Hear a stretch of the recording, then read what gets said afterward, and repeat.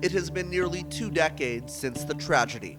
There's never been anything like this in Canada before, of this magnitude, never. Hard to believe in the modern day age that a town water supply can have something that serious happen. Test results showed high levels of E. coli. Just absolutely horrible that it had to take so long for them to advise people about it. You had the information on Thursday. Why wasn't it released on Thursday? Nausea, vomiting, diarrhea. Now I got blood in my stool. Lenore Al was one of the first victims of the E. coli contamination of the town's water. She came down with flu-like symptoms on Friday, was admitted to hospital, and died on Monday. Environment Ministry officials are doing tests, trying to find the source of the contamination. The body of evidence that is presented will lead to some really compelling recommendations that will force the government literally to act. Time has ticked slowly in Walkerton, memories not fast to fade. I wouldn't want to see it again in any town. Audrey Holliday's children were visiting in 2000. Her husband was scheduled for bypass surgery. The kids coming in from out of town to wish Dad well. Days later, it was her son Jeff who was on his deathbed. My daughter-in-law worked up at the hospital and she says, "Don't drink the water." But we'd already filled him up with Walkerton water so he could go back to work. So he was drinking what he shouldn't have been. I got sick, I was throwing up, I couldn't keep anything down. I had headaches, I had stomach pains.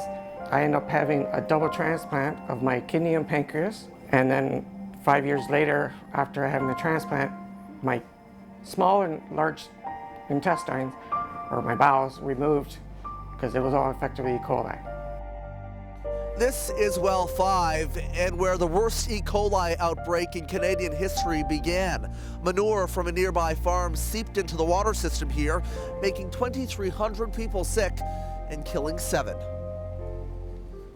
We have this tragedy, so I can commit this, that every aspect of this from every level of government will be looked at. After a sweeping public inquiry in 2006, the Ontario government passed the Clean Water Act. It established lessons learned from Walkerton, source protection areas, stricter monitoring policies, and a host of other regulations.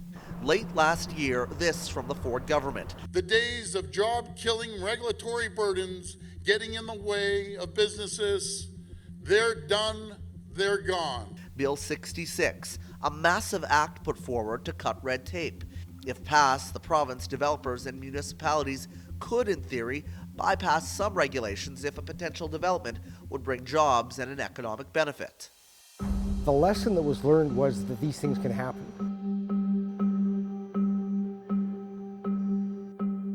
Carl Kunke runs the Walkerton Clean Water Centre, a facility symbolically placed that provides training on water management for the province. He's not worried about the new legislation. I could not see a government at any level, municipal, provincial, or even federal, all saying together, who cares, let's do it. Because you're never going to create what happened in Walkerton 18 years ago. Nobody ever wants that to happen. Indeed, Walkerton was not just about loose regulations, it was about negligence. 2 brothers, Frank and Stan Cobell, who ran the utility, didn't take complaints from citizens seriously. Stan delayed a boil water advisory and lied to officials for days after he knew the water supply was contaminated.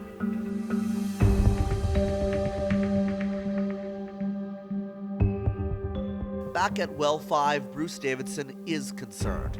He remembers being on the front line of the crisis. We want an inquiry that includes the people of Walkerton. Davidson fought for an inquiry back in the early 2000s and is now fighting Bill 66.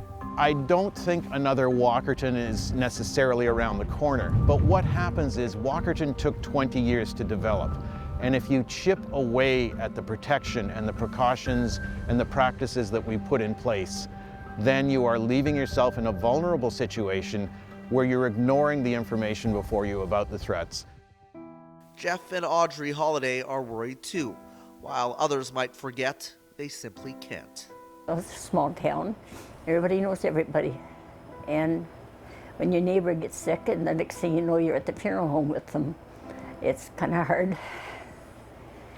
And I don't know. I don't think he should touch it. I think he should leave the water alone. They should rethink it. If anything, get rid of it. They shouldn't change it at all. Because the water is clean now. Let's leave it clean and keep going forward. Travis Stanraj, Global News, Walkerton, Ontario.